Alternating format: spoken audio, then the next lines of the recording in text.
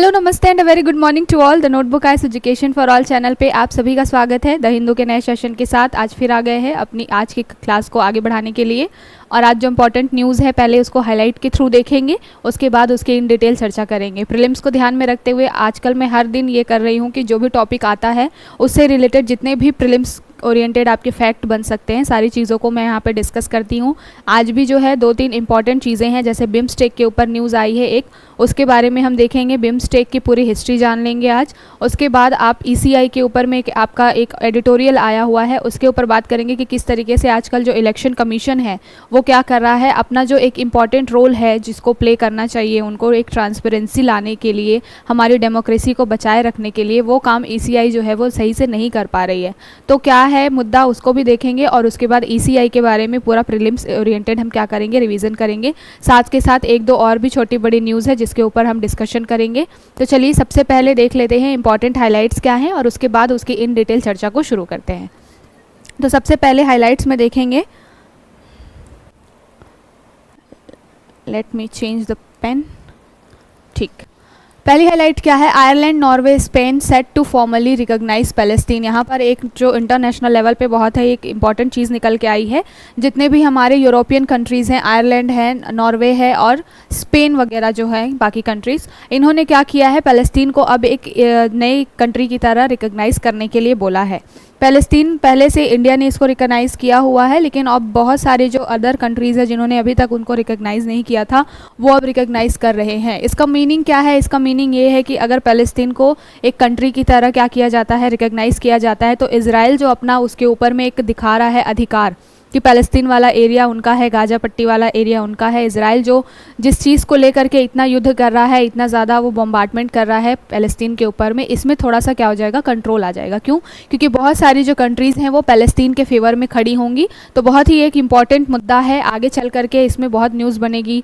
कई सारे दो गुट बट जाएंगे, कई कंट्रीज़ होंगी जो इजराइल के फेवर में होंगी, कई कंट्रीज़ होंगी जो पैलेस्तीन के फेवर में होंगी। तो ये न्यूज़ चलती रहेगी, इंटरनेशनल लेवल पे बहुत ही इंपॉर्टेंट है, इसको देखेंगे। अगली न्यूज़ हमारी क्या है, human drug with wet label puts government body in a stupa. तो यहाँ पर एक बहुत ही क्या है, एक तरीके से लापरवाही निकल के आई है केरला में। और वहाँ पर क्या हुआ है कि जो एक हॉस्पिटल में जो कंपनियाँ होती हैं जो कि ड्रग बनाती हैं, मेडिसिन वगैरह बनाती हैं, उन्होंने क्या किया है कि ह्यूमन के यूज़ होने के लिए जो ड्रॉप्स होते हैं, जो ईयर ड्रॉप्स होते हैं या फिर आई ड्रॉप्स होते हैं, उसमें उन्होंने क्या किया है, जो एनिमल का जो एनिमल से रिलेटेड ड्रग्स होती हैं उसकी लेबलिंग लगा करके बहुत सारे हॉस्पिटल्स में क्या कर दिया है, उसको उन्होंने सेल कर दिया है। तो इसको लेकर के एक बहुत बड़ी लापरवाही निकल के आई है। फिलहाल जो कंपनी है उनने ऐसा बोला है कि वो जो दवाई है वो तो ह्यूमन के यूज़ की ही है, बस लेबलिंग में थोड़ी सी गड़बड़ हो गई है। तो क्या मुद्दा है उसके बारे में देखेंगे और इस तरीके की चीज़ों को किस तरीके से हैंडल किया जाता है इसके बारे में देखेंगे। अगली हमारी जो क्या है हाईलाइट्स, जस्टिफाइड बैलेंस। यहाँ पर बात की गई है कि जो अभी जुडिशरी है वो किस तरीके से काम कर रही है और जुडिशरी के ऊपर में बहुत ज़्यादा एक तरीके से कई बारी नेगेटिव एलिगेशंस भी लगाए जा रहे हैं इस तरीके से कि अभी जो जुडिशरी है वो कहीं पर बहुत ज़्यादा सक्रियता दिखा रही है। कुछ मामले ऐसे हो रहे हैं जहाँ पे उनको हस्तक्षेप करना चाहिए था लेकिन फिर भी जुडिशरी हस्तक्षेप नहीं कर रही है। वो कहती है कि ये एग्जीक्यूटिव का इंटरनल मामला है, वो संसद देखेगी, पार्लियामेंट देखेगा। इस तरह से क्या हो रहा है, एक तरीके से जुडिशरी को डीफेम करने की कोशिश की जा रही है। और इसमें मेजर रोल किसका बताया गया है कि जो सोशल मीडिया है हमारे यहाँ पे, उनका एक मेजर रोल बताया गया है कि सोशल मीडिया क्या कर रही है, जुडिशरी को एक तरीके से डीफेम करने का काम कर रही है। तो इसके ऊपर एक एडिटोरियल आया है, उसको देखेंगे, मुद्दे क्या है, साथ के साथ में किस तरीके से एक बैलेंस बनाने की बात की गई है इसके बारे में बात करेंगे। अगली हमारी न्यूज़ क्या है, अगली न्यूज़ है Cambodia, Myanmar, Laos emerge as a hub of organised financial crime. तो ऑर्गेनाइज्ड फाइनेंशियल क्राइम क्या होता है, यहाँ पर ऑर्गेनाइज्ड क्राइम से ही समझ में आ जा रहा है कि जहाँ पर एक पूरा ग्रुप होता है, जैसे स्लीपर सेल वगैरह होते हैं। तो स्लीपर सेल्स क्या होते हैं, एक तरीके से वो भी एक ऑर्गेनाइज्ड क्राइम का ही क्या होते हैं, पार्ट होते हैं। किसी अन्य देश में बैठा हुआ व्यक्ति दूसरे देश में बम ब्लास्ट करवा देता है, कैसे, क्योंकि वहाँ के लोकल लोगों को या फिर बाहर से अपने लोग भेज करके क्या करता है, वो जगह जगह पे उनको इंटीग्रेट करके इस तरीके की हरकतें कराने के लिए क्या करता है, फाइनेंशियली मदद करता है या फिर बहुत सारी टेक्नोलॉजिकली सारी चीज़ों को हेल्प प्रोवाइड कराता है।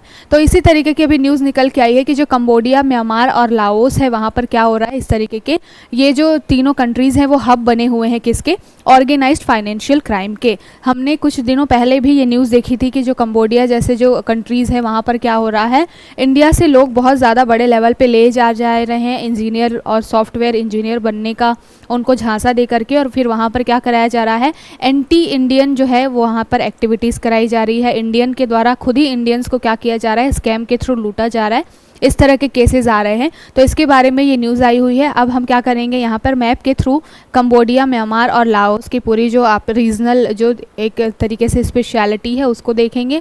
वो कौन से ओशन में आता है, उसकी नेबरिंग कंट्री कौन है, इंडिया से वो कितने बॉर्डर साझा करता है या नहीं करता, जैसे म्यांमार की बात कर ले।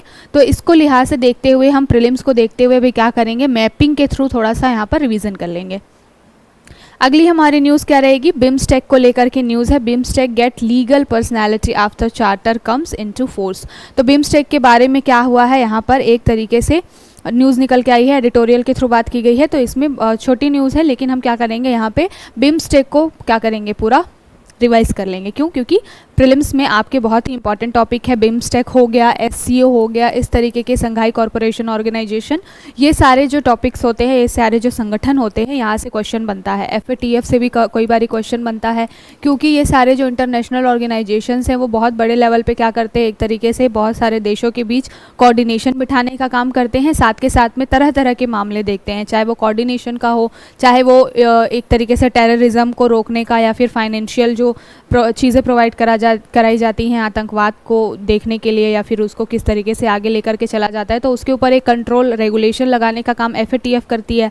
तो बिम्स्टेक हुआ, एससीओ हुआ, एफएटीएफ हुआ, ये इस तरीके की जो संगठन होती हैं वो क्या करती हैं, बहुत इंपॉर्टेंट रोल प्ले करती हैं। आपके एग्जाम के लिहाज से भी क्या है, बहुत ही इंपॉर्टेंट टॉपिक है, क्योंकि एक जो जीएस पेपर 2 में इंटरनेशनल ऑर्गेनाइजेशंस में आपका पूरा एक टॉपिक ही है। तो प्रीलिम्स का जो सिलेबस है वो बिल्कुल डिफाइंड तो है नहीं, कुछ भी चीज़ें पूछी जा सकती है। हमारा एक रेफरेंस क्या होता है, मेंस में जो सिलेबस का पॉइंट हमको दिया गया है वही वो एक तरीके से रेफरेंस के तौर पे हम क्या करते हैं, यूज़ करते हैं प्रीलिम्स के लिए। साथ के साथ में जो प्रीवियस ईयर क्वेश्चंस होते हैं वो एक रेफरेंस का काम करते हैं, ठीक है। तो इसको हम प्रीलिम्स के लिहाज से क्या करेंगे, रिवीजन करेंगे। अगली न्यूज़ हमारी क्या है, SC6 report on handling of sensitive material by court. तो अभी सुप्रीम कोर्ट ने जो हाई कोर्ट है कोलकाता का, उन्होंने क्या किया है, एक तरीके से एक नया जो एक ऑर्डर पास किया है, और उन्होंने बोला है कि जो भी एक सेंसिटिव केसेस होते हैं, जैसे कि कोई सेक्सुअल असॉल्ट से रिलेटेड, रेप से रिलेटेड जो भी केसेस होते हैं, तो उनका जो रिकॉर्ड, जो डाटा कोर्ट के पास में होता है, उसको बहुत ज़्यादा क्या करने की ज़रूरत है, एक तरीके से कहना चाहिए कि टाइट एक रेगुलेशन में रखने की, या फिर एक तरीके से बचा करके रखने की ज़रूरत है, सो दैट किसी भी तरीके से जो डाटा है, किसी भी व्यक्ति का पर्सनल डाटा इस तरीके का वो क्या हो, ब्रीच ना हो। तो इसको लेकर के ये एक इनिशिएटिव है। ये जो है आप एग्जाम्पल के थ्रू कभी यूज़ कर सकते हैं कि किस तरीके से इस सारी चीज़ों को सेंसिटिवाइज़ किया जा रहा है, या फिर उनकी संवेदनशीलता के बारे में सोचा जा रहा है। ये केस ऐसे होते हैं जिसमें किसी महिला के साथ अगर ये चीज़ें हुई हैं तो उसकी जो पूरी आने वाली ज़िंदगी होती है वो बहुत अफेक्ट होती है। रेप वगैरह के केसेस होते हैं तो विक्टिम्स जो है वो बहुत पूरा लाइफ टाइम सफ़र करता है, तो उनकी जो राइट टू प्राइवेसी है उसको बना करके रखना कोर्ट की जिम्मेदारी है। इसको लेकर के हाई कोर्ट ने एक बहुत ही अच्छा क्या किया है, एक इनिशिएटिव लिया है, इसके बारे में देखेंगे। अगली न्यूज़ क्या है, when control is discussed at reform. तो यहाँ पर बात की जा रही है जुडिशरी के बारे में, साथ के साथ में किसके बारे में, सोशल मीडिया का जो इन्फ्लुएंस है उसके बारे में। आगे जो न्यूज़ है, Dhankhar in Tehran, India shows solidarity with Iran. तो अभी ईरान के जो राष्ट्रपति रईसी जी की डेथ हुई, अलग अलग कंट्रीज़ ने क्या किया, अपना एक तरीके से संवेदना व्यक्त की। अभी हमारे जो जगदीप धनखड़ जी हैं उपराष्ट्रपति, वो भी क्या गए हैं, ईरान गए हुए हैं कंसोलिडेट करने के लिए एक तरीके से, और अपनी एक तरीके से ये चीज़ ईरान को बताने के लिए कि इंडिया साथ में खड़ा है उनके, ठीक है। इसके बारे में थोड़ी सी न्यूज़ है। अगली न्यूज़ क्या है, Israel furious European trio recognition Palestine. तो जो हमने फर्स्ट न्यूज़ डिस्कस की है वही यहाँ पर लास्ट न्यूज़ है। यहाँ पर बात क्या की जा रही है कि जो आयरलैंड, नॉर्वे और स्पेन, ये 3 कंट्रीज़ हैं जिन्होंने बोला है कि हम क्या करेंगे, पैलेस्टीन को रिकॉग्नाइज़ करेंगे। तो अभी इजराइल थोड़ा उससे डरा हुआ है, और इजराइल बहुत सारे अपनी तरफ से पक्ष रख रहा है कि ये क्या कर रहे हैं, मानवता को क्या कर रहे हैं, एक तरीके से मेडल देने की बात कर रहे हैं ऐसे लोगों को जिन्होंने मानवता को हानि पहुँचाई है। इनके यहाँ पे एक केस हुआ था 710 का केस बोला जाता है, वो बहुत ही बड़ा था। जिस तरीके से हमारे यहाँ पे बड़े बड़े जो बॉम्ब ब्लास्ट वगैरह हुए हैं, उसी तरीके से इजराइल में 710 एक मामला है, तो उसका हवाला देते हुए बोला है कि फ़लस्तीन ने इतना सारी चीज़ें हमारे साथ की हैं, साथ के साथ में जो इनिशिएट किया गया था अगर ये वॉर, तो वो फ़लस्तीन ने ही किया था। जो वहाँ के हमास ग्रुप था उन्होंने इजराइल के ऊपर में उस दिन हमला किया था, जिस दिन वो क्या कर रहे थे, अपनी प्रेयर्स कर रहे थे, भगवान को याद कर रहे थे, ये सारी चीज़ें। तो इजराइल ने अपना पक्ष रखा है, बाकी सारी कंट्रीज़ ने अपना पक्ष रखा है, ये पूरी न्यूज़ है। तो अच्छे से अभी हाईलाइट के थ्रू हमने देखा, अब इसको इन डिटेल देख लेते हैं कि क्या इनमें सारे मुद्दे हैं और यहाँ से हमारे लिए काम की चीज़ क्या है, प्रीलिम्स को ध्यान में रखते हुए। ठीक है, सबसे पहली न्यूज़ हमारी क्या है, जो कि यहाँ पर इंटरनेशनल मुद्दा बनी हुई है। 3 कंट्रीज़ के नाम आयरलैंड, नॉर्वे और स्पेन। याद रखिएगा, हो सकता है पीसीएस एग्जाम में आपसे पूछ लिया जाए कि कौन सी अभी हाल ही में 3 कंट्रीज़ हैं, 3 देश ऐसे हैं जिन्होंने क्या किया है, फ़लस्तीन को रिकॉग्नाइज़ करने की बात कर रही है या फिर देश का, एक कंट्री का दर्जा देने की बात की है। तो वो 3 कंट्रीज़ कौन सी हैं? आयरलैंड, नॉर्वे और स्पेन। ये 3 कंट्रीज़ है जो ये बोल रही हैं कि वो क्या करेंगे, फ़लस्तीन को अब एक तरीके से नई कंट्री के रूप में वो रिकॉग्नाइज़ करेंगे। और ये सारा चीज़ हो क्यों रहा है, क्यों ये जो पूरा एरिया है जो जहाँ पर बहुत सारा ये डिस्प्यूट बहुत समय से चल रहा है और इसकी वजह से इस एरिया में पूरी की पूरी शांति जो है वो भंग हो गई है। तो मानवता को बचाने के लिए और वैश्विक शांति को लाने के लिए ये जो कंट्रीज़ हैं आयरलैंड, नॉर्वे और स्पेन, ये क्या कर रहे हैं, अभी फ़लस्तीन को क्या करने जा रहे हैं, एक कंट्री के रूप में रिकॉग्नाइज़ करने के लिए जा रहे हैं। तो जाहिर सी बात है इजराइल को इसमें थोड़ा सा प्रॉब्लम होगा, तो इजराइल ने यहाँ पे रिएक्ट किया है। इजराइल का सपोर्टर यूएसए है, तो यूएसए भी सपोर्ट करेगा। लेकिन देखने वाली बात यह है कि अगर बाकी कंट्रीज़ ने इस तरीके से रिकॉग्नाइज़ किया है तो धीरे धीरे चल के और भी बहुत सारी कंट्रीज़ आएंगी, स्पेशली अब यूरोप की कंट्रीज़ तो आएंगी ही आएंगी, क्योंकि यूरोप जो है वो मानवाधिकार के ऊपर बहुत ज़्यादा बातें करता है। ठीक है, यूरोप की जितनी कंट्रीज़ होती हैं मानवाधिकार को लेकर के बहुत चलती हैं, वो क्लाइमेट को भी बहुत ज़्यादा जोड़ के देखती है इन सारी चीज़ों से। तो यूरोप जो है वो एक तरीके से बहुत ज़्यादा कहना चाहिए कि मानसिक रूप से बहुत ज़्यादा मॉडर्न है ख्यालों के हिसाब से, साथ के साथ में वो बहुत सारी चीज़ों को देख करके चलता है। तो वहाँ पर इस तरीके से अगर किसी 2-3 कंट्रीज़ ने अभी रिकॉग्नाइज़ करना शुरू किया है तो डेफिनेटली और भी बहुत सारी कंट्रीज़ इस तरीके के इनिशिएटिव लेंगी और फिर धीरे धीरे हो सकता है कि इजराइल के ऊपर प्रेशर बढ़े और वो आगे चल के क्या करे, इस वॉर को यहीं पर स्टॉप कर दे। ठीक है, तो इसके बारे में न्यूज़ है, ध्यान में रखिएगा। कौन सी 3 कंट्रीज़ हैं? आयरलैंड, नॉर्वे और स्पेन। आज छोटी न्यूज़ेस हैं और जो एडिटोरियल है वो 1-2 जो इम्पॉर्टेंट है उसको तो देखेंगे ही देखेंगे। न्यूज़ कम है, इस वजह से हम क्या कर रहे हैं, प्रीलिम्स के लिहाज से बहुत सारा इंपॉर्टेंट डाटा आज हम कलेक्ट करेंगे, उसको आगे हम धीरे धीरे देखते जाएंगे। ठीक है, अगली न्यूज़ हमारी क्या है, ये जो है जीएस पेपर 3 से आपका हेल्थ सेक्टर में क्या कमियां हैं, यहाँ से आपको एक एग्जाम्पल मिल सकता है। बात कहाँ पर की जा रही है, बात की जा रही है कि कर्नाटका एक स्टेट है जो हमारे साउथ इंडिया का है और वहाँ पर क्या हो रहा है, human drug with vets label puts government body in a soup. तो यहाँ पर बात की गई है कि कर्नाटका का एक कंपनी है जो कि क्या करती है, ड्रग बनाने वाली कंपनी है, दवाओं का वो क्या करती है, एक तरीके से मैन्युफैक्चरिंग करती है। नाम क्या है उसका, KSMSCL। ठीक है, तो ये Karnataka state medical supply corporation limited है और यहाँ पर क्या हुआ है, इन्होंने अभी क्या कर दिया है, बहुत बड़ा ब्लंडर कर दिया है। इन्होंने क्या किया है कि इन्होंने बनाई है ह्यूमन मेडिसिन, यानी कि जो मानव के लिए, हम लोगों के लिए, जो आम लोग होते हैं उनके लिए क्या होता है, जैसे कि कभी ईयर में प्रॉब्लम हो जाती है, आइज़ में प्रॉब्लम हो जाती है, तो उसके लिए ईयर ड्रॉप्स और आई ड्रॉप्स होते हैं। तो इन्होंने दवाई तो बनाई है ह्यूमन मेडिसिन, लेकिन उन्होंने उस पर लेबल क्या लगा दिया है, लेबल लगा दिया है एनिमल मेडिसिन का। जब भी कंपनी से कोई भी चीज़ मैन्युफैक्चर होके निकलती है तो वहाँ पर लेबल के थ्रू पता चलता है कि ये किस यूज़ में आने वाली है। हर जो दवाई होती है उसके पीछे देखिएगा अलग कलर होता है कई बारी, और वो किस यूज़ के लिए है, कई में रेड लिखा होता है कि वो सिर्फ एक्सटर्नल यूज़ के लिए है, इंटरनल यूज़ के लिए नहीं। इस तरह की अलग अलग लेबलिंग के द्वारा, साइन के द्वारा ये चीज़ें डिफ्रेंशिएट की जाती हैं कि कौन सी दवाई किस चीज़ के लिए यूज़ होने वाली है। ठीक है, तो ये एक बहुत बड़ा ब्लंडर हो गया है इस कंपनी से।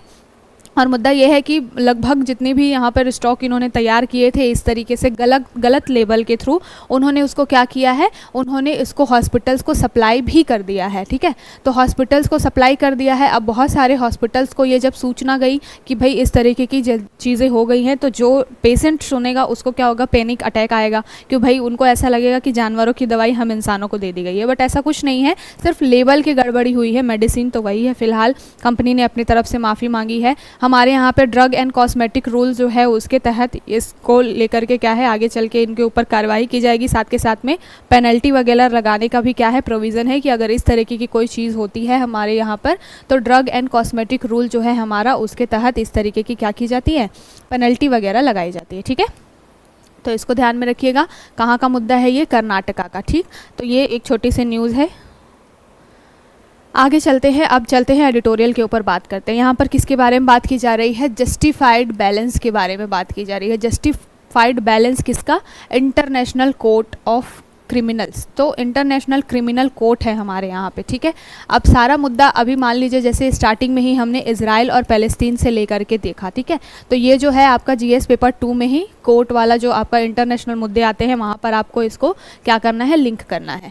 अभी जो मुद्दा क्या चल रहा है इस एडिटोरियल में बात की गई है कि जो इंटरनेशनल कोर्ट ऑफ जस्टिस है, जैसे हमारे यहाँ पे सुप्रीम कोर्ट है, हाई कोर्ट है, वो क्या काम करती है कि कोई भी मामला होता है या फिर कोई डिस्प्यूट होता है, कोई भी मान लीजिए किसी ने किसी का मर्डर कर दिया, कोई ऐसी मानवता के खिलाफ काम कर दिया, तो हाई कोर्ट सुप्रीम कोर्ट क्या करती है? उन मामलों को देखती है, इन्वेस्टिगेट करती है, जो अपराधी होता है उसको सजा देती है। ठीक है, उसी तरीके से इंटरनेशनल लेवल पे इंटरनेशनल क्रिमिनल कोर्ट है जो कि क्या काम करता है? जब बहुत सारी कंट्रीज़ होती हैं, 2 या 2 से ज़्यादा कंट्रीज़ के बीच में इस तरीके के कोई मामले आते हैं तो उनको देखने का, इन्वेस्टिगेट करने का और सज़ा सुनाने का काम करती है। ठीक है, अभी आईसीसी की हिस्ट्री भी जानेंगे प्रीलिम्स को ध्यान में रखते हुए। फिलहाल हम यहाँ पर एडिटोरियल समझते हैं कि बात क्या की गई है। तो यहाँ पर बोला गया है कि अभी हाल में अगर आप देख लीजिए कि इंटरनेशनल कोर्ट, क्रिमिनल कोर्ट की क्या इंपॉर्टेंस, रेलेवेंस रह गई है। तो अगर यहाँ पर आप हमास का देख लें, हमास और इजराइल के बीच में वॉर के बारे में देख लें, तो अक्टूबर 7 यानी कि पिछले साल 2023 में जो ये आईसीसी है, इन्होंने क्या किया था? हमास और इजराइल को एक तरीके से वार्निंग दी थी कि इस तरीके का जो है इन ह्यूमैनिटेरियन जो ये काम कर रहे हैं, जो इनको मानवता के खिलाफ ये जो काम कर रहे हैं, एक दूसरे को मार रहे हैं और इनके 2 ग्रुप्स के बीच में लड़ाई की वजह से बहुत सारे निर्दोष लोगों की जान जा रही है, जिनका कोई लेना देना नहीं है पॉलिटिक्स से, जिनको कोई मतलब नहीं है हमास से, जिनको कोई मतलब नहीं है कि इजराइल की गवर्नमेंट क्या कर रही है, क्या नहीं कर रही है। तो बहुत सारी आम जनता, निर्दोष जनता क्या हो रही है? डेथ हो रही है उनकी, और इस हमास और इजराइल के कॉन्फ्लिक्ट के रूप में। ठीक, तो इसको ध्यान में रखते हुए पिछले साल अक्टूबर 7 में ही आईसीसी यानी कि इंटरनेशनल क्रिमिनल कोर्ट ने एक तरीके से क्या किया था?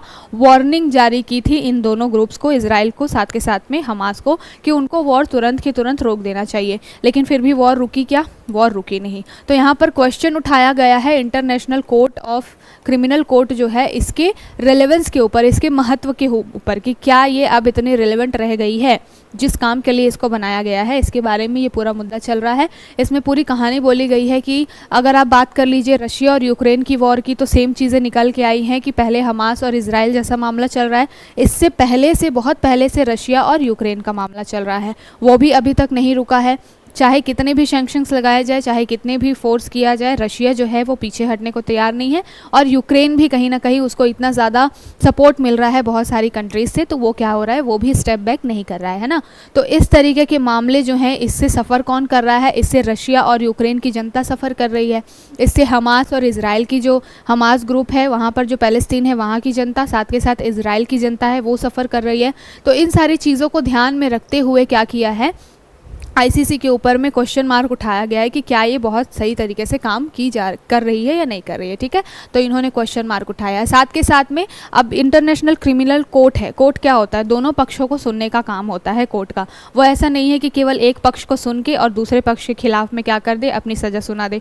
दोनों पक्षों को सुनने का और उसको मौका देने का काम होता है। तो यहाँ पर जब इस कोर्ट में इजराइल को लेकर के बहुत सारी कंट्रीज़ पहुँची हैं कि इजराइल के ऊपर में सैंक्शंस लगाए जाने चाहिए या उसको कठोर सज़ा दी जानी चाहिए, इस तरीके की चीज़ें, तो ये आईसीसी क्या करता है? मामलों को सुनता है, लेकिन जब तक अगर दोनों ग्रुप के बीच में गलती है, दोनों ने ही, हमास की भी गलती है, इजराइल की भी गलती है, तो फिर क्या होगा? दोनों को एक तरीके से बोला जाएगा कि मीडिएशन के थ्रू इन सारी चीज़ों को यहीं पर रोक दिया जाए। ठीक है, इसमें फिर किसी एक व्यक्ति को आप सज़ा नहीं दे सकते जब आपको मालूम है कि दोनों पार्टी क्या है, एक तरीके से गलत है। ठीक है, तो ये सारे मुद्दे निकल के आते हैं। तो आईसीसी के ऊपर में बहुत बड़ा, अभी फिलहाल के आईसीसी के मैकेनिज्म के ऊपर में बहुत बड़ा क्वेश्चन मार्क अभी देखने को मिल रहा है। ठीक है, तो इसको लेकर के ये पूरा एडिटोरियल था, बहुत छोटा था, लेकिन इसमें आईसीसी के ऊपर में कुछ बातें कही गई हैं कि किस तरीके से उसको वे फॉरवर्ड लेके चलना चाहिए था। एक जिस काम के लिए इसको बनाया गया है उसको क्या करना चाहिए? बैलेंस करने की कोशिश करने का ये। ठीक है, तो जस्टिफाइड बैलेंस की बात इसीलिए की गई है।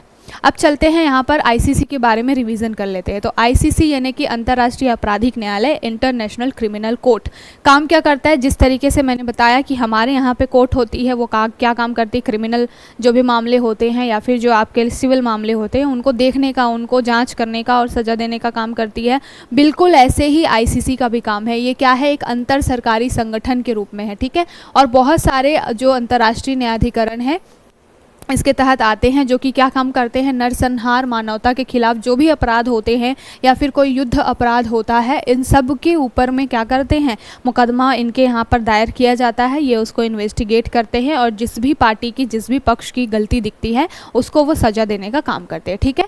अब देखा जाए कि इसकी स्थापना कब हुई है, तो आईसीसी की स्थापना सबसे पहले तो कहाँ पे हुई है, रोम में, ठीक है। रोम में एक तरीके से, जिस तरीके से बहुत अलग अलग जगह पे डिक्लेरेशन होता है, जहाँ पर भी कोई मान लीजिए मीटिंग होती है किसी पार्टी से रिलेटेड, किसी ऑर्गेनाइजेशन से रिलेटेड, तो उस जगह के नाम पे क्या किया जाता है, उसको नाम दे दिया जाता है कि पेरिस की संधि तो यानी कि पेरिस में हुई है। अभी हम आगे बात करेंगे बिम्स्टेक के बारे में, बैंकॉक डिक्लेरेशन तो वो बैंकॉक में हुआ था, तो इस वजह से, तो ठीक है। तो ये जो आईसीसी है उसको बोला जाता है रोम संविधि के द्वारा इसकी स्थापना हुई थी। कब हुई थी, 1998 में। कई बारी प्रीलिम्स में आपसे डेट तो नहीं लेकिन ईयर जरूर पूछ लिया जाता है statement wise. Multiple statement UPSC हमेशा ही देता है और वो बोल देता है कि इसकी जो स्थापना है वो रोम के कन्वेंशन के थ्रू हुई है और 1998 में हुई है। और अभी तो ऐसा हो गया है कि only 1 pair is correct, only 2 pair is correct, मतलब आपको पता होना चाहिए कि हाँ इस डेट के आसपास में चीज़ें हुई हैं या नहीं हुई हैं, अदरवाइज डिलेमा वाली स्थिति आ जाएगी और आप क्या हो जाएंगे, गलत आंसर टिक करके आ जाएंगे। तो आईसीसी की स्थापना रोम संविधि के द्वारा हुई है। कब हुई है, 1998 में। और इसको इम्प्लीमेंट कब किया गया, 2002 में। जिस तरीके से CAA 2019 में कानून आया था लेकिन रूल 2024 ला के उसको इम्प्लीमेंट किया गया, बिल्कुल वैसे ही आईसीसी 1998 में बन गया था लेकिन 2002 में इसको क्या किया गया, एक तरीके से पूरी तरीके से लागू किया गया, ठीक है। सदस्यता के बारे में देखेंगे तो क्या है, ये इंटरनेशनल है, मतलब कि इसमें बहुत सारे अलग अलग कंट्रीज़ के लोग क्या होंगे, मेंबर होंगे। तो लगभग 123 सदस्य देश इसमें है, ठीक है। और मतलब कि ये सारे लोग क्या है, जितने भी सदस्य देश हैं इसके, उनको एक रोम कानून है और रोम कानून के तहत क्या करना होता है, काम करना होता है। और जब भी ये जो रोम कानून है इसका वायलेशन होता है तो आईसीसी के तहत उनको क्या किया जाता है, सज़ा सुनाई जाती है, ठीक है। जितने भी ये 123 मेंबर कंट्रीज़ हैं, इसमें आपके कौन कौन है, इसमें आपके देखेंगे तो आप जो बहुत सारे 123 मेंबर्स तो हैं ही स्थायी रूप से, लेकिन कई सारे ऐसे हैं जो मेंबर नहीं हैं, फिर भी यहाँ पर क्या होते हैं, अपनी एक तरीके से जब उनको बुलाया जाता है तो वो आते हैं, उनकी मीटिंग वगैरह अटेंड करते हैं। तो गैर सदस्यों में आपका नाम पूछा जा सकता है USA, चाइना, रशिया, ये सारे जो हैं वो गैर सदस्य हैं, ठीक है। तो ध्यान में रखिएगा, इस तरीके के आपसे क्वेश्चन बनते हैं। अब आपको यहाँ पर पता क्या लगाना है, आपको ये पता लगाना है कि इंडिया जो है वो 123 सदस्यों में है या नहीं है। जा करके आपको गूगल सर्च करना है कि इंडिया आईसीसी के 123 कंट्रीज़ में से है या फिर नहीं है, ये आपका होमवर्क रहेगा, ठीक है। अब आईसीसी के क्षेत्राधिकार के बारे में देख लिया जाए कि कार्य कहाँ कहाँ करता है, कितना उसका रीच है, किन किन एरियाज़ में वो जा करके इन्वेस्टिगेट कर सकता है। तो अगर आप क्षेत्राधिकार की बात करेंगे तो अंतर्राष्ट्रीय स्तर पर जितने भी मामले होते हैं, जैसे कि हमने देखा मानवता के खिलाफ कोई हो जाए, युद्ध अपराध, कोई भी चीज़ हो जाए। युद्ध अपराध कहने का मतलब है कि जब दो देशों के बीच में युद्ध होता है उसमें भी एक डेकोरम जो है वो मेंटेन करना होता है। जैसे प्राचीन समय में होता था कि क्या, महाभारत का युद्ध आपने अगर देखा होगा, महाभारत की सीरीज़ देखी होगी तो आपको मालूम है कि एक नियम होता था कि युद्ध जो है वो सूर्योदय के बाद ही स्टार्ट होगा और शाम को सूर्यास्त के बाद में क्या हो जाएगा, जैसे ही सनसेट होगा युद्ध को रोक दिया जाएगा कि चलो भाई अब जाओ, खाओ पियो, सो, एनर्जी जुटाओ, कल फिर से लड़ेंगे, ठीक है। तो इतना बड़ा जो युद्ध ऐसे नहीं कि कंटिन्यूसली लड़ा गया, बाकायदा टाइम दिया गया लोगों को आराम करने का। तो इसी तरीके से जब भी दो कंट्रीज़ के बीच में कोई भी इस तरीके का कॉन्फ्लिक्ट होता है तो कुछ ऐसी बाउंड्री लाइन्स होती है जिसको क्रॉस नहीं करना होता है, ठीक है। और अगर उसका वायलेशन होता है तो फिर क्या आ जाता है, युद्ध अपराध वाली कंडीशन आ जाती है। साथ के साथ में कई सारी कंट्रीज़ होती हैं जिनके बॉर्डर्स के साथ में डिस्प्यूट होते हैं, उनको भी बहुत सारे इंटरनेशनल जो हमारे यहाँ पे कोई कोड बना करके इंटरनेशनल लेवल पे क्या किया जाता है, एक तरीके से बना दिया जाता है कि ये इसकी सीमा है, ये इसकी सीमा है, ठीक है। लेकिन वहाँ पर क्या होता है कि कई बारी एक देश दूसरे देश की सीमा में चला जाता है या कुछ ऐसे काम हो जाते हैं, विवाद हो जाते हैं, तो उनको भी देखने का काम इंटरनेशनल क्रिमिनल कोर्ट का होता है। सपोज दैट अगर आप ले लीजिए कि पाकिस्तान और इंडिया के बीच में जो सिंधु नदी जल विवाद है ना, कि 3 नदियाँ जो है वो हमारे हिस्से में आती हैं और 3 नदियाँ उनके हिस्से में आती हैं, और सिंधु, ये सारी। तो वहाँ पर क्या होता है कि हमेशा पाकिस्तान इंडिया के ऊपर ये एलिगेशन लगाता है कि ये हमारे यहाँ का सारा पानी अपने यहाँ ले जाते हैं। अरे भाई कैसे लेके जाते हैं? आप ये तो देखो कि पानी का फ्लो किस साइड को है। जिस साइड को पानी का फ्लो होगा, नदी की धारा तो बदल नहीं सकते ना हम ये कर सकते हैं कि वहाँ पे बांध बना करके पानी को यूज़ कर सकते हैं। जो हमारे अगर एरिया के अंदर आता है, हमारे जुरिस्डिक्शन में आता है, तो हम वो काम कर सकते हैं। तो इसको लेकर के पाकिस्तान हमेशा इंटरनेशनल कोर्ट पे पहुंच जाता है कि इंडिया क्या करता है, उनका पानी छीन रहा है, इस तरीके की चीज़ें। तो जो आईसीसी है वो क्या करता है, नेशनल इंटरनेशनल लेवल पे यही सारे काम देखने का काम करता है कि भाई कोई कहीं ऐसा इनह्यूमैनिटेरियन क्राइम ना हो रहा हो, या फिर युद्ध अपराध ना हो रहा हो, या फिर कोई दो कंट्रीज़ के बीच में कोई डिस्प्यूट ना चल रहा हो। ठीक है। जांच और अभियोजन की अगर बात करेंगे तो भाई इन्वेस्टिगेट का कोर्ट का ये जिम्मेदारी होती है, उसके पास अधिकार होता है कि कोई भी मामला उनके पास आएगा तो वो क्या कर सकते हैं, इन्वेस्टिगेट कर सकते हैं। तो ये आईसीसी भी है, वो इन्वेस्टिगेट कर सकती है। ठीक है। और ये चाहे तो व्यक्तियों पर भी मुकदमा चला सकती है। ठीक है। केवल व्यक्तियों पर ही ये मुकदमा चलाती है, राज्यों या संगठनों पर नहीं चलाती है। तो ये भी बहुत इंपॉर्टेंट है कि अगर आपसे स्टेटमेंट में पूछ लिया जाए कि आईसीसी व्यक्ति के ऊपर लगाती है या फिर राज्यों के ऊपर या फिर कंट्रीज़ के ऊपर भी लगा सकती है मामला, तो आईसीसी जो है वो केवल और केवल क्या करती है, यह आपके व्यक्तियों के ऊपर मुकदमा चला सकती है, न कि किसी संगठन के ऊपर या फिर किसी राज्य के ऊपर।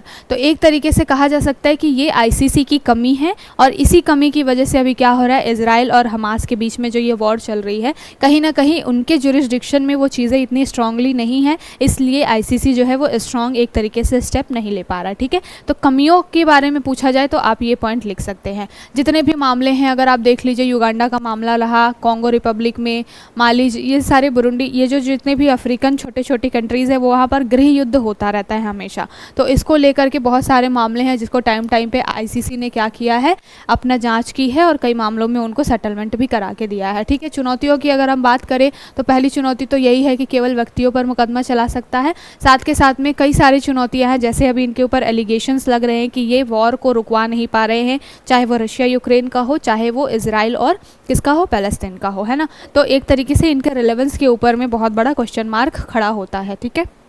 तो ये आईसीसी के बारे में हमने क्या किया, यहाँ पर पूरी जो इम्पॉर्टेंट चीज़ें आपके एग्ज़ाम को ध्यान में रखते हुए क्वेश्चन बन सकता है उसको देखा, जिसमें हमने क्या देखा, 1998 में स्थापना हुई है, 2002 से उसको लागू किया गया। रोम एक कन्वेंशन या फिर रोम समृद्ध, आप कर लीजिए, रोम कानून के तहत आईसीसी क्या करता है, काम करता है। ठीक है। तो ये जो चीज़ें हैं इसको ध्यान में रखिएगा, यहाँ से क्वेश्चन बनता है। ठीक है। अब चलते हैं अगले एडिटोरियल की तरफ, जो कि क्या बात कर रहा है, बेसिकली ये एडिटर के द्वारा लिखी गई एक द हिंदू में लेफ्ट साइड में जो पेज होता है वहाँ पर ये चीज़ें आती हैं, इंपॉर्टेंट थी इसलिए इसको डिस्कस कर रहे हैं। यहाँ पर बात की गई है किसके बारे में, सेटिंग द बार, किसके लिए, ईसीआई के बारे में बात की गई है। The ECI is too important in institution to be left off its own devices. तो यहाँ पर बात किसके बारे में की जा रही है, ईसीआई के बारे में। ईसीआई के बारे में बोला गया है कि ये इतनी ज़्यादा महत्वपूर्ण संस्था है, क्या बोला गया है, टू इम्पॉर्टेंट एन इंस्टीट्यूशन। ठीक है। तो यहाँ पर इसलिए बोला गया है इसको, क्यों, क्योंकि डेमोक्रेसी कहाँ पर आती है, जब हम बात करते हैं लोकतंत्र की। लोकतंत्र यानी कि मैंने पॉलिटी में जब क्लास होगी पॉलिटी की तो वहाँ पर मैंने बताया है कि डेमोक्रेसी बनता कैसे है। ग्रीक लेटर है डेमोस और क्या है, क्रेशिया। ठीक है। यहाँ से डेमोस का मतलब क्या हो गया, लोग, और क्रेशिया का मतलब हो गया शासन।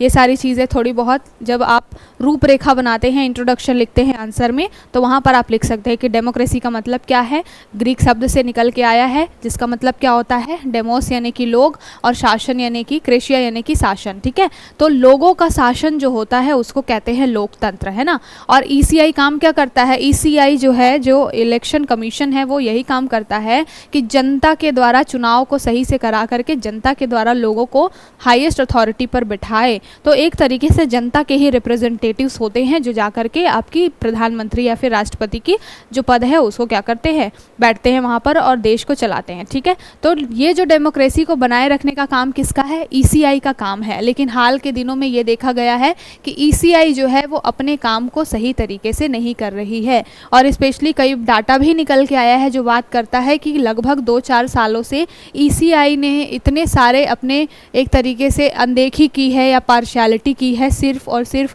एक पार्टी को उन्होंने क्या किया है, फेवर किया है, और दूसरी पार्टी के खिलाफ उन्होंने धड़ल्ले से मामले दर्ज किए हैं। इस तरीके के डाटा भी निकल के आए हैं। तो यहाँ पर क्या बोला गया है कि इस बार जो हमारे यहाँ पे मेन इलेक्शन हो रहे हैं, जो आम चुनाव हो रहे हैं, जिनको जनरल इलेक्शंस बोलते हैं, तो यहाँ पर लोकसभा चुनाव में क्या हो रहा है, कैंपेनिंग हो रही है। कैंपेनिंग में बीजेपी पार्टी भी है और आपकी जो कांग्रेस पार्टी भी है, ठीक है। तो एनपीसीआई या फिर जो बोला जाता है कांग्रेस, पूरा एक जो गठबंधन है, तो ये जो है क्या काम करते हैं, ये लोग जो कैंपेनिंग करते हैं तो कई बार ऐसी चीज़ें बोल जाते हैं जो इनको नहीं बोलना चाहिए था। ईसीआई का काम क्या है, मॉडल कोड ऑफ कंडक्ट है उसको बना करके रखना। मॉडल कोड ऑफ कंडक्ट में कोड ऑफ कंडक्ट यानी कि आचार संहिता ही इस तरीके से बनाई जाती है कि आपको किस तरीके से आचरण करना है इस पीरियड में, जबकि मॉडल कोड ऑफ कंडक्ट जारी है इलेक्शन के टाइम में, ठीक है। तो यहाँ पर मुद्दा क्या निकल के आता है कि दोनों ही पार्टियाँ हैं या फिर बहुत सारी और भी पार्टियाँ हैं, कई बारी जो है वो एमसीसी का क्या कर लेती हैं, वायलेशन कर देती हैं, मॉडल कोड ऑफ कंडक्ट का वायलेशन कर देती हैं। लेकिन देखा गया है ईसीआई के मामले में कि उसका झुकाव एक तरफा रहता है, किसी एक पार्टी के फेवर में रहता है, और दूसरी पार्टी के ऊपर एक्शन लेना हो वो तुरंत एक्शन ले लेते हैं, और जो वहाँ पर सत्ताधारी पार्टी है उसके खिलाफ वो क्या करते हैं, एक्शन नहीं लेते। आंसर राइटिंग में ये सारी चीज़ें बीजेपी कांग्रेस समझाने के लिए है। आंसर राइटिंग में बीजेपी कांग्रेस यूज़ नहीं करना है, इतना तो आपको पता ही होगा। वहाँ पर क्या है, सत्ताधारी पार्टी और विपक्षी पार्टी, इस तरीके से आपको क्या करना होता है, लिखना होता है, ठीक है। तो यहाँ पर मुद्दा यही निकल के आ रहा है कि रिलेवेंस किस तरीके से ईसीआई अपना डे बाय डे खोता जा रहा है, इसके बारे में बात की गई है। एक तरीके से कई सारे ऐसे पॉलिटिशियंस हैं, कई सारी ऐसी पार्टियां हैं जो बिल्कुल ध्रुवीकरण के ऊपर काम कर रही हैं, पोलराइजेशन जिसको बोला जाता है, कि दो ग्रुप्स को, दो धर्म को, दो समुदाय को बिल्कुल बांटने का काम, ठीक है, काम करना चाहिए उनको। किसका, मैनिफेस्टो के हिसाब से अच्छा मैनिफेस्टो बना करके विकास के बारे में बात करनी चाहिए, पर कैंपेनिंग के थ्रू वो क्या करते हैं, अपनी नीतियाँ तो गिनाते ही हैं, सामने वाली पार्टी को क्या करते हैं, डिफेम करने का भी काम करते हैं। अभी हमने कई सारे ऐसे मुद्दे देखे हैं, और कुछ ऐसा मुद्दा आया था जिसमें कि मुस्लिमों के खिलाफ में कुछ बोल दिया था जो नरेंद्र मोदी ने, तो फिर ईसीआई ने क्या किया था, जेपी नड्डा को नोटिस जारी किया था, ना कि उनको एज अ इंडिविजुअल प्रधानमंत्री मोदी को क्या करना चाहिए था, नोटिस जारी करना चाहिए था, बट उन्होंने डायरेक्टली जेपी नड्डा को क्या किया, नोटिस जारी किया। और उसके जस्ट अपोज में अगर आप देख लीजिए, अपोजिशन पार्टी का कोई मेंबर हो तो ईसीआई डायरेक्ट उस व्यक्ति को नोटिस जारी करती है। तो इस तरीके से एक तरीके से पार्शियलिटी चल रही है, और ये बोला गया है कि ईसीआई जो है वो बहुत प्रेशर के अंडर काम कर रही है, बहुत ही खुल के स्वतंत्र तरीके से। एक ये संवैधानिक निकाय है, कॉन्स्टिट्यूशन में आर्टिकल 324 के तहत इसको पावर मिली हुई है, लेकिन उसके बावजूद भी, कॉन्स्टिट्यूशनल स्टेटस रखने के बावजूद भी, एक संवैधानिक निकाय होने के बावजूद भी ईसीआई ट्रांसपेरेंसी के साथ में काम नहीं कर पा रही है, इसके बारे में बात की गई है, ठीक है। तो आपने ओवरव्यू समझ लिया। अब यहाँ पर ईसीआई को थोड़ा सा क्या कर लेते हैं, हम रिवाइज कर लेते हैं। एग्ज़ाम पास आ रहा है तो मल्टीपल हम कोशिश करेंगे कि जितना ज़्यादा से ज़्यादा हो सके हम रिवीजन के ऊपर बहुत ज़्यादा फोकस करें, ठीक है। तो बात क्या की जा रही है, बात की जा रही है चुनाव आयोग के बारे में। चुनाव आयोग की स्थापना सबसे पहले तो किस तरीके का निकाय है, जहां से क्वेश्चन बनते हैं, बिल्कुल पॉइंट टू पॉइंट लेकर के चलते हैं हम। सबसे पहले क्वेश्चन आपसे बनता है, संवैधानिक निकाय है या फिर गैर संवैधानिक निकाय है। तो ये संवैधानिक यानी कि कॉन्स्टिट्यूशनल निकाय है। संवैधानिक, गैर संवैधानिक का मतलब क्या है, जिस निकाय के, जिस बॉडी या फिर जिस ऑर्गेनाइजेशन के बारे में आपके कॉन्स्टिट्यूशन में मेंशन कर दिया गया है, तो फिर वो क्या हो जाएगा, संवैधानिक निकाय हो जाएगा। और जो चीज़ें मेंशन नहीं है संविधान के अंदर में, जैसे कि नीति आयोग हो गया, वो उसको आप संवैधानिक निकाय नहीं बोल सकते हैं, उसको तो जनरली कानून पास करके एक तरीके से नीति आयोग के 2015 के बाद में क्या है, प्लानिंग कमीशन को हटा करके उसकी स्थापना कर दी गई है। तो जो संवैधानिक निकाय कौन से होते हैं, जिनके बारे में संविधान में मेंशन होता है, ठीक है।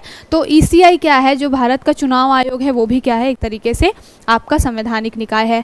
स्थापना कब हुई है, तो 25 जनवरी को हुई है 1950 में। इसीलिए हर साल मतदाता दिवस जो है वो नेशनल वोटर्स डे कब मनाया जाता है, 25 जनवरी को मनाया जाता है। अब 25 जनवरी को किसी एक स्टेट का स्थापना दिवस भी है, वो भी आपको बताना है, ठीक है। मैं नहीं बताऊंगी, बता देती हूँ। तो ये 24 और 25 जनवरी के बीच में होता है। अब आपको उस स्टेट का नाम बताना है, ठीक है। तो 25 जनवरी को हम क्या मनाते हैं, हम मनाते हैं मतदाता दिवस, ठीक है।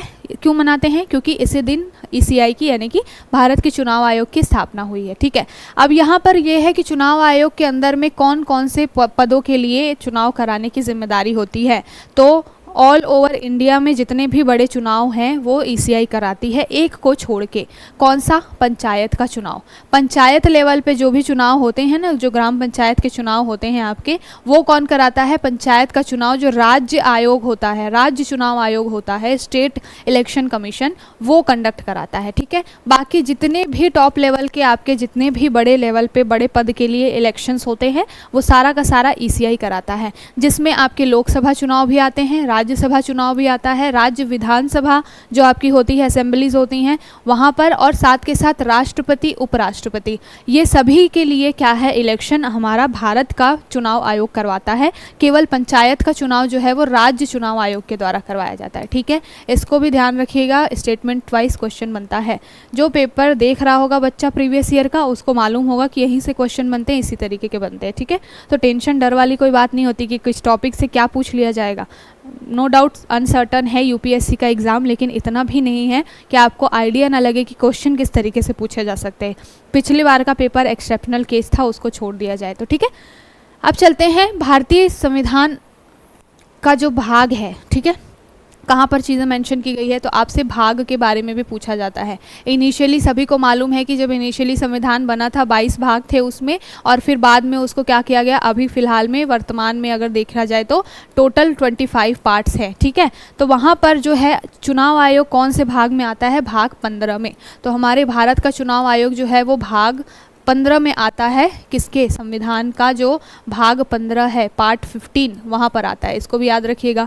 आर्टिकल कहाँ से कहाँ तक? तो आर्टिकल 324 से लेकर के 329 तक। 324 से 329 में बहुत सारे अलग अलग चीज़ें मेंशन है, सारी की सारी चुनाव से रिलेटेड है। जहाँ पर 324 तो पहले बात करता है किसके बारे में? चुनाव आयोग की स्थापना और पावर के बारे में। ठीक है, तो आर्टिकल 324 बोलता है चुनाव का अधीक्षण, निर्देशन, नियंत्रण कौन करेगा? चुनाव आयोग करेगा। ठीक है, तो आर्टिकल 325 से पावर मिल गई चुनाव आयोग को।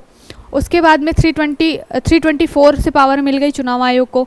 325 में क्या है कि कोई भी व्यक्ति जो है उसको धर्म, मूल, जाति, वंश, लिंग, जेंडर ये सब के आधार पर भेदभाव नहीं किया जाएगा। जो भी 18 ईयर्स से ऊपर है सभी को वोट देने का राइट होगा। ठीक है, आर्टिकल 326 यानी कि 326 क्या कहता है? लोकसभा और राज्य विधानसभा का चुनाव वयस्क मताधिकार के आधार पर होगा। तो वयस्क मताधिकार यानी कि वही 18 साल से ऊपर, हमारे यहाँ तो वयस्क 18 साल से ऊपर ही माने जाते हैं।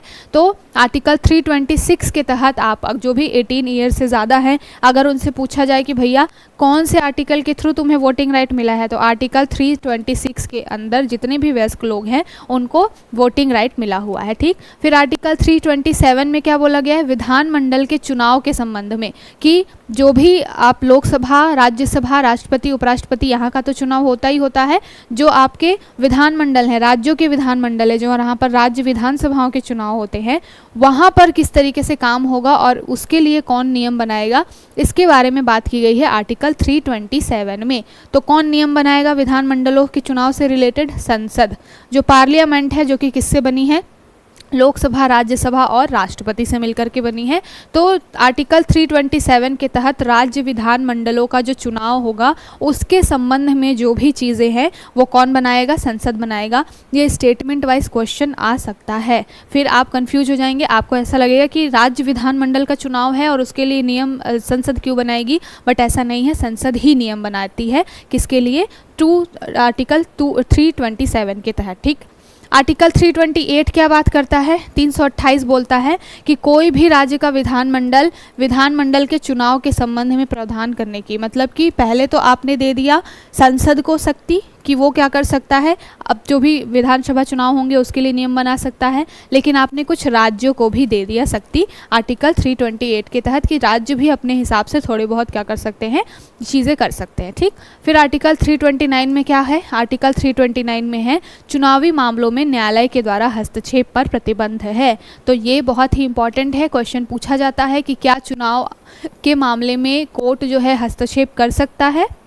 तो नहीं कर सकता है, आर्टिकल 329 के तहत, याद रखिएगा। लेकिन इसमें फिर मैटर आता है आगे चल के, बहुत टाइम पे संशोधन हुए हैं। इनिशियली जो है वो कोर्ट जो है चुनाव के मामले में इंटरफेयर नहीं करता है। लेकिन कई ऐसे मामले होते हैं जहाँ पर वही बेसिक स्ट्रक्चर या कुछ भी कोर्ट को ऐसा लगता है कि यहाँ पे हमें इंटरफेयर करना बहुत ज़रूरी है, तो वैसे मामलों को वो देखता भी है। लेकिन अगर मान लीजिए कि कोई इलेक्शन हुआ और फिर किसी ने बोल दिया कि राष्ट्रपति का चुनाव सही तरीके से नहीं हुआ, ये क्या है, एक तरीके से डिस्क्वालीफाई होना चाहिए वगैरह वगैरह, वो सब देखने का काम जो है वो चुनाव आयोग का है, और वो चुनाव आयोग ही देखता है कि इसको किस तरीके से लेकर के चलना है। ठीक, आगे अगर आप संरचना की बात करेंगे तो भाई इसमें क्या होता है, एक चुनाव आयुक्त होता है, बाकी 2 और सदस्य होते हैं। हमने प्रीवियस क्लासेस में बहुत पहले चुनाव आयोग के बारे में जब डिस्कशन किया था उस समय देखा था हमने कि जो पहले सदस्य एक हुआ करते थे, उसके बाद से फिर 89 के बाद से उसकी सदस्यता क्या हो गई, बहुसदस्यीय हो गई, यानी कि 3 सदस्य हुए।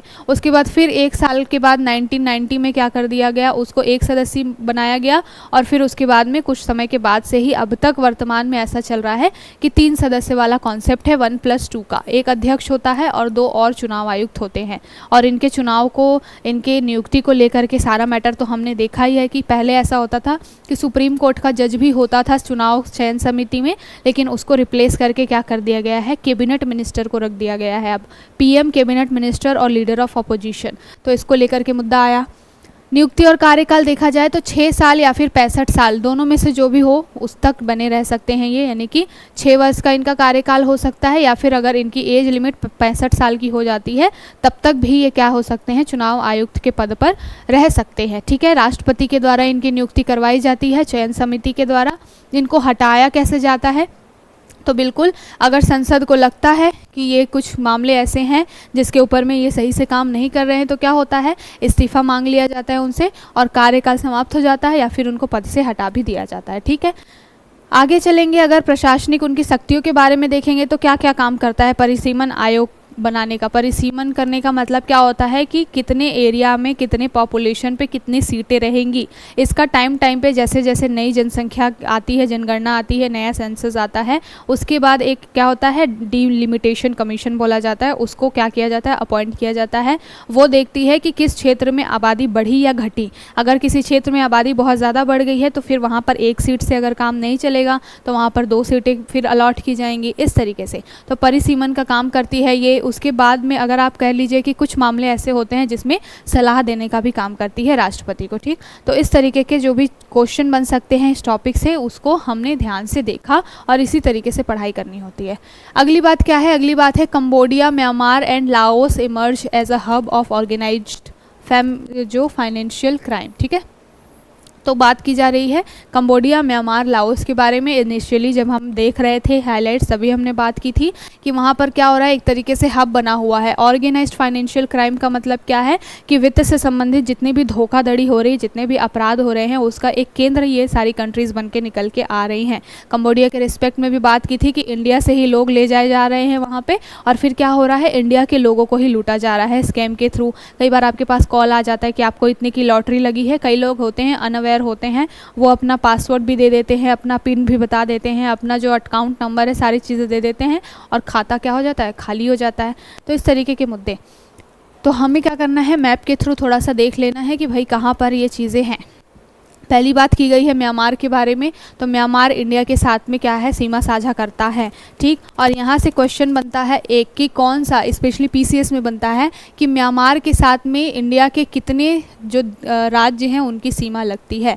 तो यहाँ पर आपको म्यांमार मिलेगा, और ये जो पूरा एरिया है म्यांमार वाला है, यहाँ पर आपको अरुणाचल प्रदेश, नागालैंड, मणिपुर और मिज़ोरम, ये 4 स्टेट्स ऐसे हैं इंडिया के जो कि म्यांमार के साथ में सीमा साझा करते हैं। तो अगर मान लीजिए म्यांमार में इस तरीके का ऑर्गेनाइज्ड क्राइम हो रहा है, ये पूरा जो टॉपिक है जीएस पेपर 3 इंटरनल सिक्योरिटी से रिलेट करके देखिए, तो अगर म्यांमार में इस तरीके का क्राइम हो रहा है तो बॉर्डर जो यहाँ पर स्टेट्स हैं उनके साथ भी ये दिक्कतें हो सकती है, और इसका इम्पैक्ट इंडिया के ऊपर तो पड़ेगा ही पड़ेगा इस तरीके से। ठीक, उसके बाद में लाओस है, और फिर आपका ये रहा कंबोडिया। तो यहाँ पर कौन इनके पड़ोसी हैं, किस साइड में कौन सा सी है, थोड़ा सा ये देख लीजिएगा। कई बारी मैपिंग से क्वेश्चन इस तरीके के बन जाते हैं। तो आपको दिख रहा है यहाँ म्यांमार है, ये लाओस है, और फिर यहाँ पर आपको दिख रहा है कंबोडिया। ये तीनों के तीरे एक तरीके से आपको दिख रहे हैं, एक ही पास में है, बीच में बस थोड़ा सा थाईलैंड आ गया है।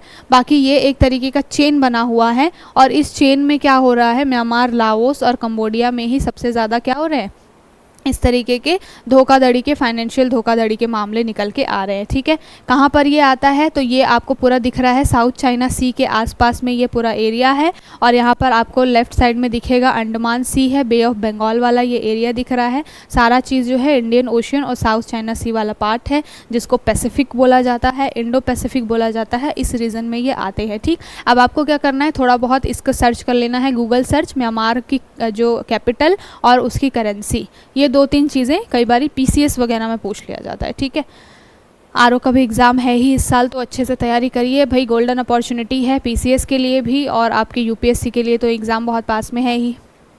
अब चलते हैं बिम्स्टेक के बारे में क्या न्यूज़ है देख लेते हैं। बिम्स्टेक के बारे में बोला गया है, BIMSTEC gets legal personality after charter comes into force. तो अभी बिम्स्टेक से रिलेटेड अभी बहुत सारे जो ऐसे संगठन हैं, जैसे बिम्स्टेक हो गया, शार्क हो गया, इनकी जो रिलेवेंस है इसके ऊपर में क्वेश्चन मार्क उठता रहता है। क्यों? क्योंकि इसमें कई कंट्रीज़ हैं, पाकिस्तान है, चाइना है, कहीं पर भारत है, और जहाँ पर पाकिस्तान चाइना हो जाते हैं वहाँ से भारत हट जाता है। कई बार कहीं भारत पहुँचता है तो फिर चाइना और पाकिस्तान बाइकआउट कर जाते हैं। तो इस तरीके के जो ऑर्गेनाइजेशंस है अपनी रिलेवेंस कहीं ना कहीं खोते जा रहे हैं, इसके बारे में बात की गई है। और बहुत टाइम से ये मुद्दा चल रहा है कि क्यों ना ये सार्क वगैरह को रिप्लेस करके बिम्स्टेक के ऊपर में ज़्यादा से ज़्यादा फोकस दिया जाए। क्यों? क्योंकि इसमें जो कंट्रीज़ हैं हमारे, स्पेशली नेबरिंग कंट्रीज़ हैं, उनके साथ हमारे रिलेशन काफ़ी ठीक ठाक है और उसको और ज़्यादा स्ट्रेंथन करने की ज़रूरत है। ठीक है, तो इसके ऊपर में ये पूरी न्यूज़ आई है।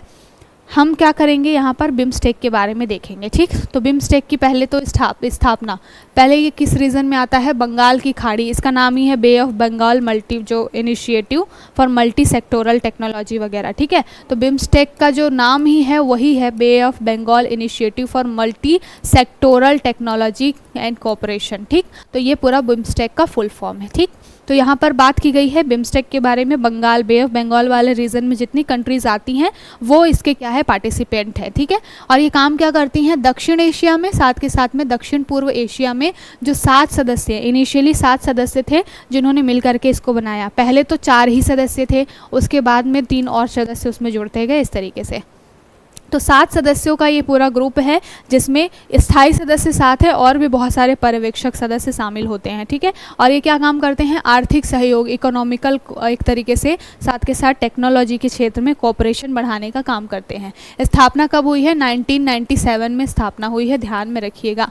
तो 1997 में किस डिक्लेरेशन के थ्रू, बैंकॉक डिक्लेरेशन के थ्रू 6 जून 1997 को जो है बिम्स्टेक की स्थापना हुई है। काम क्या करता है, आर्थिक और तकनीकी सहयोग, किस एरिया में, बे ऑफ बंगाल, दक्षिण एशिया और दक्षिण पूर्व एशिया वाले रीजन में। ठीक है, पहली बात तो ये। अब इसमें देखा जाए कि पहले इनिशियली इसका नाम क्या था, तो पहले इसका नाम बिम्स्टेक नहीं था, पहले इसका नाम केवल और केवल जो बांग्लादेश हो गया और इंडिया हो गया, जो 4 कंट्रीज़ थी उन्होंने मिलकर बनाया था, उनके नाम पर था।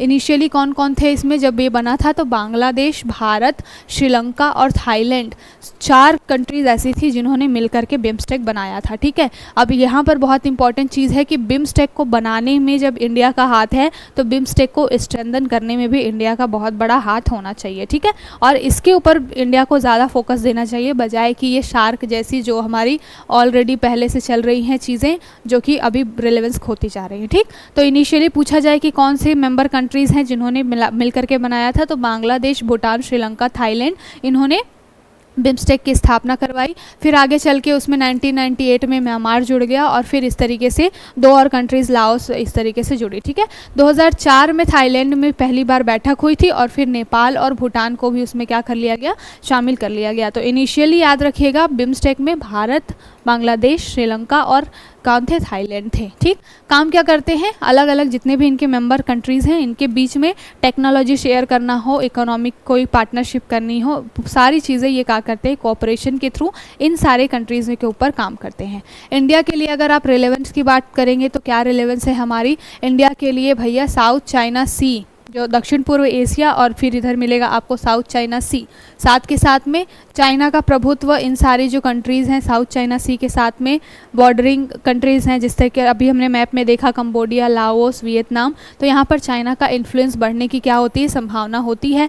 और चूँकि बिम्स्टेक में आपको दिखेगा थाईलैंड दिखेगा, थाईलैंड के पास ही हमने कंबोडिया देखा, तो बिम्स्टेक क्या है, बहुत ही इंपॉर्टेंट हो सकता है हमारे लिए, इसलिए हम इसके ऊपर बहुत ज़्यादा फोकस देते हैं। साथ के साथ में हमारी पॉलिसीज़ चलती है, नेबरहुड फर्स्ट की, एक्ट ईस्ट की, तो इन सारी चीज़ों के लिहाज से बिम्स्टेक की बहुत रेलेवेंस है। अगर आप ग्लोबली देखेंगे तो जो ग्लोबल विश्व की जो 22% आबादी है वो केवल और केवल इसी बिम्स्टेक वाले कंट्रीज़ में रहती है। तो विश्व की 22% आबादी अगर इकोनॉमिक रूप से अगर देखें, वार्षिक वृद्धि अगर कितना है तो 3.4% का ये क्या करते हैं, ग्लोबली कंट्रीब्यूट करते हैं अपनी अर्थव्यवस्था में। इस तरीके से बहुत बड़ा एक रिलेवेंस है इस पूरे बिम्स्टेक का। अगर आप बात कर लीजिए कि इनका पूरा जो कितना काम है तो 2.7 ट्रिलियन अमेरिकी डॉलर का इनकी जीडीपी है इन केवल और केवल बिम्स्टेक कंट्रीज़ का। 7 कंट्रीज़ मिल करके अकेले 2.7 ट्रिलियन डॉलर की जीडीपी निकाल करके लेके आते हैं। तो वर्ल्ड वाइड भी इनकी रिलेवेंस ज़्यादा है। अब रिलेवेंस ज़्यादा होने का मतलब है कि अगर भारत भी उसमें मेंबर कंट्री है और इनकी क्या है, वर्ल्ड वाइड ग्रोथ अच्छी है, तो फिर हमारा जो ट्रेड, ट्रांसपोर्ट, ये सारा जो एक तरीके से सोर्स है, डेस्टिनेशन है, वो भी हमारे लिए क्या होता है, बढ़ जाता है। ठीक है, क्योंकि हमारे पास ज़्यादा से ज़्यादा ऑप्शन होता है कि हम अच्छा व्यापार कर सके इन सारी कंट्रीज़ के साथ में। ठीक, तो आई होप समझ में आ गया होगा। बिम्स्टेक को हमने क्या कर लिया, पीटी के लिहाज से रिवाइज कर लिया। अगली न्यूज़ क्या है, SC6 report on handling of sensitive material by court. तो यहाँ पर बात की गई है कि किस तरीके से जुडिशरी जो है वो चीज़ों को सेंसिटिविटी के साथ देखती है। यहाँ पर निकल के आया है केरला हाई कोर्ट का मामला, जहाँ पर बोला गया है केरला हाई कोर्ट ने अपने जो सब उनके नीचे के आने वाले डिवीज़नल या फिर सेशन कोर्ट्स है, वहाँ पर उन्होंने बोला है कि जो भी सेक्शुअल जो मामले निकल के आते हैं, सेक्शुअल अब्यूज़ के मामले या फिर रेप वगैरह से रिलेटेड मामले होते हैं, तो वहाँ पर जो सेंसिटिव डाटा होता है किसी भी महिला का या फिर किसी भी विक्टिम का, तो उसको क्या करना है, बहुत ही एक तरीके से टाइट सिक्योरिटी में रखनी है। किसी भी तरीके से किसी की राइट टू प्राइवेसी का हनन ना हो, किसी का भी पर्सनल डाटा ब्रीच नहीं होना चाहिए। इसको लेकर के ये जो है एक बहुत अच्छा इनिशिएटिव है किसका, केरल हाई कोर्ट का। तो ये छोटी बड़ी न्यूज़ यूज़ कहाँ पे आती हैं, अगर आप एथिक्स के बारे में पढ़ रहे हैं, एथिक्स के बारे में लिख रहे हैं वहाँ पर, साथ के साथ अगर आप एस्से लिख रहे हैं तो वहाँ पर, और अगर आप आंसर राइटिंग कर रहे हैं कि जुडिशरी किस तरीके से काम कर रही है, तो आप वहाँ पर भी क्या कर सकते हैं, लेटेस्ट जो डाटा है, एग्जाम्पल है, उसको यूज़ करके अपना जो आंसर है वो दूसरों से थोड़ा सा अलग बना सकते हैं, एक एज ले सकते हैं। ठीक, अगली जो ये बात की जा रही है किसके बारे में, जुडिशरी के बारे में ही बात की जा रही है। क्रिस्प में बताती हूँ, बहुत ज़्यादा इंपॉर्टेंट फैक्ट इसमें नहीं है। बात से वो ये की गई है कि अगर आप अभी देख लीजिए, कोर्ट ने कई सारे ऐसे मामले किए, जैसे कि आप मान लीजिए इलेक्टोरल बॉन्ड को अनकॉन्स्टिट्यूशनल करार देने का काम था। किस बेसिस पे दिया, राइट टू नो, यानी कि जनता को ये पता होना चाहिए कि किस पार्टी ने कितना चंदा लिया और क्या मामला चल रहा है। तो राइट टू नो के आधार पर उन्होंने क्या किया, इलेक्टोरल बॉन्ड को अनकॉन्स्टिट्यूशनल करार दे दिया। लेकिन वहीं पर केजरीवाल जी को क्या कर दिया, कोर्ट ने छोड़ दिया, बेल दे दी। क्यों, डेमोक्रेसी का हवाला देकर कि डेमोक्रेसी है, चुनाव है और लोकतंत्र के देश में चुनाव हो रहा है, चुनाव बहुत बड़ा त्यौहार है भैया, हर व्यक्ति को समान मौका मिलना चाहिए। तो इस तरीके के कोर्ट के जितने भी टाइम पे वर्डिक्ट्स आए हैं, इसकी वजह से कहीं ना कहीं जो है कोर्ट के ऊपर में कई बार क्वेश्चन मार्क खड़ा होता है कि कोर्ट कहीं पर तो कुछ बोल देती है, कहीं पर बहुत अच्छे इनिशिएटिव ले लेती है, कहीं पर अपने हिसाब से कुछ भी चीज़ें मनमानी कर देती है। और ये सारा मुद्दा निकल के क्यों आया है, यहाँ पर एलिगेशन लगाया गया है, जितने भी सोशल मीडिया जो हमारे साइट्स हैं, टेलीकॉम जो पूरा सेक्टर है, उसके लिए उसके ऊपर में ये एलिगेशन लगाए गए हैं कि हमारे यहाँ पे देखिए जितनी भी न्यूज़ एजेंसीज़ हैं, आजकल तो वही कॉन्सेप्ट चलता है, सबको पता ही है कौन सी मीडिया की बात कर रही हूँ मैं। तो जो न्यूज़ अभी ऐसा है, न्यूज़ एजेंसी ऐसी है जो इनको काम करना था वो काम कर नहीं रही हैं। लोक लुभावन वाली चीज़ें चल रही है कि जो इनको मसाला मिलता है, ऐसा लगता है कि इससे जनता बहुत ज़्यादा अट्रैक्ट होगी, तो ब्रेकिंग न्यूज़ बना करके चला देते हैं। कई बार आजकल ये देखा गया है कि न्यूज़ एजेंसीज जो मिसलीडिंग जो है एक तरीके से क्या करती हैं, एक तरीके से कहनी चाहिए कि सूचना इन्फॉर्मेशन को क्या करती है, स्प्रेड करती है। तो यहाँ पर वही बात की गई है कि जुडिशरी को एक तरीके से डिफेम करने का काम सोशल मीडिया के द्वारा किया जा रहा है कई ऐसे मामलों में। साथ के साथ में अभी ये भी चल रहा है कि जुडिशरी की जो ऑनलाइन हियरिंग हो रही है, आप यूट्यूब पे लाइव जा करके आप देख सकते हैं कि कोर्ट क्या मामला कर रहा है, किस तरीके से सुनवाई कर रहा है। तो इसकी वजह से भी कई जगह पे ऐसा हो रहा है कि सोशल मीडिया के कुछ लोग ऐसे हैं जिन्होंने अपना एक अकाउंट बनाया हुआ है और वो कोर्ट की जो क्लिप्स होती हैं, हियरिंग की क्लिप्स, उसको निकाल करके डाल देते हैं। और फिर कई बार ऐसा होता है कि मुद्दा कुछ और चल रहा होता है, कोर्ट के जज ने कुछ और और बोला होता है और वो किसी अलग ही टेंजेंट पे चला जाता है। ठीक, अभी जब कल हमने डिस्कस किया था एक न्यूज़ के बारे में, जहाँ पर बात की थी हमने किसके बारे में, कि एक 17 साल का बच्चा है जिसने पोर्शे कार से अपने 2 लोगों को रौंद दिया। कहाँ पर? पुणे में। हमने बात की थी कि जुवेनाइल जस्टिस एक्ट जो है हमारा 2015 का, उसके तहत जुवेनाइल कोर्ट में जब ये मामला गया तो कोर्ट ने 17 साल के बच्चे को क्या कर दिया? छोड़ दिया। और बहुत इंटरेस्टिंग चीज़ है, उस बच्चे को बोला कि तुमने ये जो एक्सीडेंट किया है उसके ऊपर एस्से लिख के बताओ। तो ये इस तरीके से अब कोर्ट का यहाँ पे क्रिटिसिज्म होना स्टार्ट हो गया कि ये कोर्ट ने क्या बोला है, 2 लोगों को मारा है इस बच्चे ने और उसके ऊपर में उनने उसको छोड़ दिया और उसके फादर को पकड़ लिया। लेकिन कोर्ट भी क्या करेगी? जुवेनाइल जस्टिस कोर्ट ये कहता है कि अगर कोई बिलो 18 है तो उसको क्या है, उसी तरीके से क्या करना है? ट्रीट करना है, माइनर की तरह। लेकिन एक ये भी क्लॉज है हमारे पास में, 16 to 18 ईयर का कोई बच्चा है जिसने क्राइम किया है और हीनियस क्राइम किया है तो फिर उसको एडल्ट की तरह ट्रीट किया जाएगा। तो यहाँ पर पुलिस ये चाह रही है कि क्या हो, इस बच्चे को एडल्ट की तरह ट्रीट किया जाए, क्योंकि ये 17 ईयर्स का है, 16 to 18 में आता है और जो इसने क्राइम किया है वो हीनियस क्राइम किया है। इसलिए ये मामला अभी जो है अपर कोर्ट में भी जाएगा और फिर इसके ऊपर सुनवाई होगी। तो इस तरीके के बहुत सारे ऐसे छोटे बड़े केसेस आ रहे हैं जुडिशरी के थ्रू, जहाँ पर उनको एक तरीके से डिफेम किया जा रहा है, या फिर जो कोर्ट है वो भी कई बार थोड़े से गलत एक तरीके से कह लीजिए कि डायरेक्शन में जा कर के जजमेंट दे रही है। तो यहाँ पर बात की गई है कि न्यूज़ एजेंसीज जो भी हैं, सोशल मीडिया प्लेटफॉर्म है, टेलीविज़न और जो भी सोशल मीडिया, ये सारी चीज़ें हैं, इनको एक बहुत ही इम्पॉर्टेंट रोल के लिए रखा गया है। डेमोक्रेसी के 4 पिलर्स जो होते हैं उसमें आपके एग्जीक्यूटिव और आपके जो आप कह लीजिए एक तो विधायिका लेजिस्लेचर, साथ के साथ में कोर्ट होता है सुप्रीम कोर्ट, और साथ के साथ में मीडिया। 4th पिलर डेमोक्रेसी का कौन है? मीडिया। और मीडिया अगर सही तरीके से काम नहीं कर रही है तो फिर क्या है मामला? डेमोक्रेसी खतरे में पड़ जाएगी। इसके लिए बात की गई है कि सोच समझ के सोशल मीडिया पे कोई भी कंटेंट को फैलाना चाहिए। अगली न्यूज़, ईरान के राष्ट्रपति रईसी जो थे उनको एक तरीके से संवेदना व्यक्त करने के लिए तरह तरह के बहुत सारे जो कंट्रीज़ के लोग गए हुए हैं। वहाँ पर हमारे जगदीप धनखड़ जो हैं वो भी गए हुए हैं, वाइस प्रेसिडेंट हमारे, और उन्होंने जाकर के एक तरीके से संवेदना व्यक्त की है। साथ के साथ ये दिखाया है कि इंडिया अभी ईरान के साथ खड़ा हुआ है। बहुत सारी ऐसी कंट्रीज़ हैं जो बट गई हैं 2 पार्ट्स में इस मुद्दे पर भी। इजराइल हमेशा से ईरान का अपोनेंट रहा है, तो वो हमेशा से अलग ही है, और साथ के साथ इजराइल का सपोर्टर कौन है? यूएसए ने ऑलरेडी सैंक्शंस लगाए हुए हैं। तो 2 गुटों में यहाँ पर भी चीज़ें बट गई हैं फ़िलहाल। लेकिन हमारे लिए इम्पॉर्टेंट क्यों है? क्योंकि अभी जस्ट हमने चाबहार का जो 10 साल का एग्रीमेंट किया है, अभी जो मीटिंग होने वाली है ब्रिक्स वगैरह की, उसके लिए भी बहुत इंपॉर्टेंट है कि वहाँ पर भी ये सारे मुद्दे उठाए जाएँ कि किस तरीके से जो इंटरनेशनल लेवल पे किसी एक कंट्री का क्या हो रहा है, एक तरीके से आप कह लीजिए प्रेशर आ रहा है, जिसकी वजह से बाकी सारी कंट्रीज़ अच्छे तरीके से काम नहीं कर पा रही हैं, और ये ईरान का इंटरनल मुद्दा तो खैर चल ही रहा है।